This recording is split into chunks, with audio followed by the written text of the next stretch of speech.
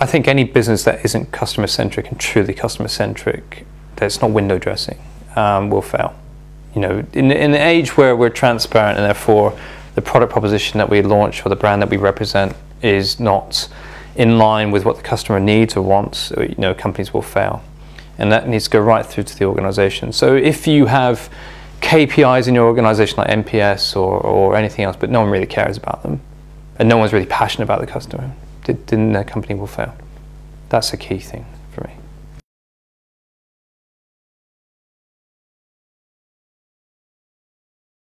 Being consumer-centric and putting the customer at the heart of your business is key, and it needs to flow from the top down. It needs to be part of everyone's DNA.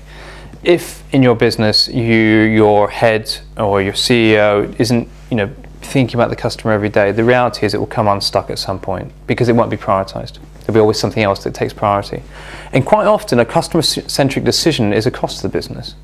But people need to understand the long-term play and the long-term goal of what you're trying to achieve. And again, in the digital environment, unless you're great and good, your competitors will beat you. Those that are more customer-centric, those that have, you know, customer interest at their heart in a truer way than you do, they're ultimately the customer is going to migrate to them.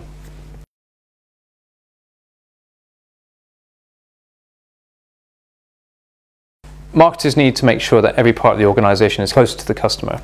And there are different ways of achieving that. I mean, I see great examples already behaved in our business today where leaders of the customer call centers will ask executives to sit down once a week to listen to customer calls that come in from the call, just to get them closer, to break down the division of the business, day-to-day business, to actually what the reality is for a customer experience. We insist as well, if I was running a business, we would insist upon that the entire workplace using the product, as you would expect, but you'd be surprised how many businesses don't, and having to not use any loopholes to bypass customer service, for example. If they have a challenge or an issue, they have to go through the same customer service loop as other customers do. So really getting, you know, internal areas closer to the customer experience. In creating a customer experience in an operational way, it depends how the business is set up, but where I see, again, marketing's role here is being the mouthpiece and also trying to drive through that change behavior where possible in different segments. So it's about sitting down and looking at the, you know, really the pragmatic experience the customer goes through in different facets of the business, whether that be in dealing with customer service, whether that be researching for a product, whether that be if it's a bricks and mortar proposition, you know, visiting the store environment.